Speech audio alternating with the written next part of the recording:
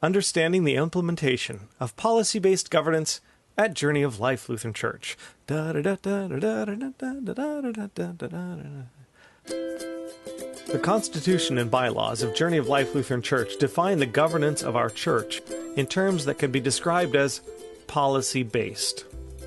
The core division in policy-based governance is the division between governance and operations. In policy-based governance, there is a governance board that thinks and speaks as a unit, and then there are people, boards, committees, task forces, ministries, etc., under the leadership of the senior pastor that are actually doing the work of the church. This is very similar to the organization of most modern corporations, where there is a board of directors who wouldn't think of walking through the factory and talking about how things should be done. They meet, they think, they set policy, and they expect the company under the leadership of the CEO to fulfill the directives of the board of directors for the good of the company. This model is in contrast to the typical church council structure, which is generally a gathering of the heads of all the boards, of all the committees and things, such as the trustees and the Sunday school board and the stewardship board and the outreach committee. In the church council structure, these leaders of operational units gather to make the big decisions with regard to running the church. Policy-based governance keeps a clear line between the governance of the church and the operations of the church. The governance of the church includes things such as determining long-term goals, developing and selecting leaders, articulating the core values, the mission, the vision, critical targets and goals for the congregation, being proactive, looking at the big picture, staying focused on strategic issues, defining long-range priorities, delegating responsibility and authority, and monitoring the operations of the church. This is all done through policies. In essence, the governance board can be said to be tasked with responsibility for the congregation doing the right things. Operations, on the other hand, can be thought of as doing things right. Operations in the church include determining the means of accomplishing the goals the board has set, empowering leaders, setting objectives and action plans, responding to the strategic direction, paying attention to details, focusing on the short range, designing plans, staying accountable, establishing and carrying out procedures. The task of operations is to focus the effort of the congregation based on the critical targets and goals set by the board. Those in operations then implement the plans and measures, and then seek to measure their effectiveness. Governance is concerned with the being of the church. Operations is concerned with the doing of the church.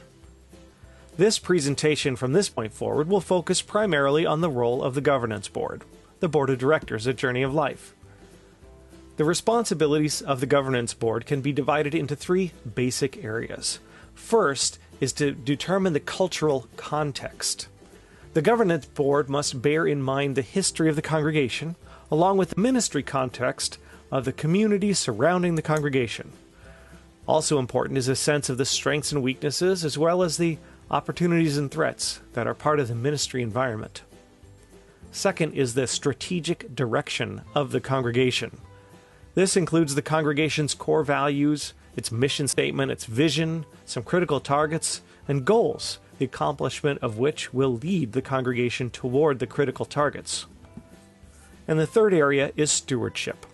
The congregation elects the governance board as stewards of the ministry that God has entrusted to the entire congregation. The congregation itself passes the budget and elects the board members and expects the board to lead. The board of directors is essentially responsible, in a fiduciary sense, to the entire congregation for everything that happens in the congregation.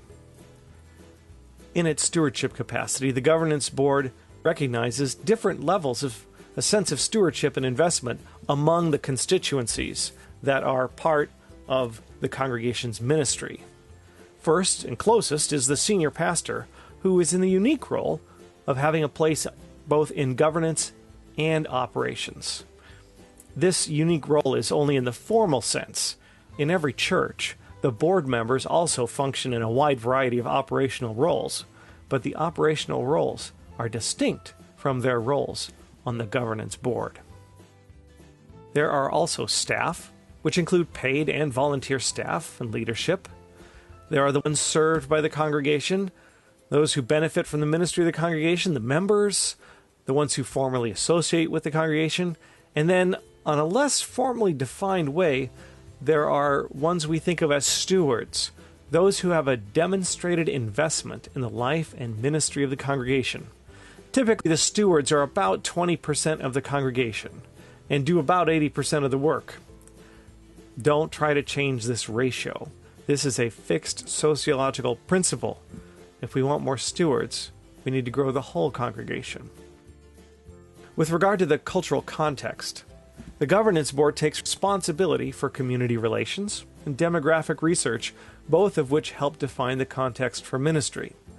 With regard to strategic direction, the governance board will include among its tasks future exploration, discovery dialogues, which are conversations with stewards and others that can be valuable in setting the strategic direction, and establishing the future direction of the congregation. And with regard to stewardship, the responsibilities of the board include fiduciary responsibility for all areas of the congregational life, educating themselves as board members, recruiting new leaders, setting norms for the congregation and for themselves, and the management and oversight of the senior pastor as he seeks to lead the congregation in fulfilling the goals and objectives and critical targets and mission, vision, and values of the congregation. The board members do not act as individuals. The board only thinks and acts as a gathered community. The phrase, "I am a board member and I think," is not the way a board member communicates with people in the congregation or in the community. Internal discussion within the board can and should be vigorous and honest. But when the board has made a decision, the board communicates with one voice. The board does all of its work through the development, maintenance of, and monitoring compliance with policies. The Board Policy Manual contains the decisions and directions of the board on all matters on which it has spoken. All decisions and directions of the board must be written in the policy manual. As the board thinks, prays, reflects, and discusses all of the things for which they're responsible, it is inevitable that disagreement will arise. In fact, in healthy systems, one would expect occasional honest yet vigorous disagreement to take place. You don't have to look for areas of disagreement, but don't run from them either. During all discussions, the board adheres to behavioral norms that reflect love for God, love for others, and love for self, and a respect for the leadership task of the board. Number 1, be here. When we come to a board meeting, we are not only present in our body, but with our mind and our spirit as well. Unless there's a special need, we turn off our cell phones, but of course, as people of love, we might recognize that occasionally there is a need to leave your cell phone on. But it needs to be a real need. If you're here, be here. Number 2, say it here. If you have something to say, an idea, a thought, say it here. Encourage others to say it here as well. Number 3, keep it here. There may be times when the minutes might want to include things that have been a part of the board's discussion of certain issues, but for the most part, the discussion happens off the record, and then we come together for a decision on the record. We keep it here.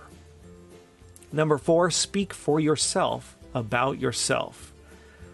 We don't say things like, well, some people say, or anything other than owning your own thoughts and feelings and ideas. Speak for yourself about yourself. Number 5, disagree openly and support others who disagree, even with you. The principle is to create an environment where we are all open and honest with each other, sharing in a way that is both loving and truthful our thoughts and feelings and ideas with regard to whatever issue we're talking about. Speaking the truth in love is how we all grow. Number 6, get your needs met. if you need a drink or you have to go to the bathroom or something, just excuse yourself. That's fine. Get your needs met. Number 7, don't ask a question when making a statement. If you think we need, well, I'm going to make something up. If you think we should be sitting in straight rows instead of curved rows, don't say, don't you think we should be sitting in straight rows? That is the assertion of your idea in the form of a question. This is not Jeopardy. Don't ask a question when making a statement. If you think we should be sitting, for instance, in straight rows, then say, I think we should be sitting in straight rows. Number 8, connect every agenda item with a strategic direction. We want to keep our board focused on board tasks, and the way to do that is to connect our agenda to the strategic direction that we as a board have agreed upon. Number 9, speak with one voice. We don't leave the board meeting and then say, well, half the board this, half the board that, I this, I that. We speak with one voice as the board, and we don't decide unless we're gathered. And number 10, pray throughout the meeting. If there's something we're talking about and would like God's guidance on it, it's perfectly in order to ask that we stop for a moment and pray before we move on. Since all the directions and decisions of the board, including the strategic direction, the board's self-governance, the senior pastor limitations, and the relational dynamics between the senior pastor and the board and other church staff, are detailed in the board policy manual, it is the responsibility of each board member to become familiar with and to operate at all times in accordance with the board policy manual. The board's job is the broad issues of policy and purpose in the congregation. The members of the board, of course, may engage in all manner of operational activity, but that is not their job as a board member, and that is not what takes place at board meetings. The board's job is to investigate, think, pray, and discuss, and then generate policies that guide the operational life of the congregation. The board then monitors compliance with those policies, whether those policies guide the board itself or the outcomes of the operations of the congregation, which take place under the leadership of the senior pastor. The governance board decides and monitors what should be done. The operational side of the congregation under the leadership of the senior pastor makes plans for, implements, and measures progress toward the goals set by the governance board. In a nutshell, that's it. God bless you and your role as a director at Journey of Life Lutheran Church.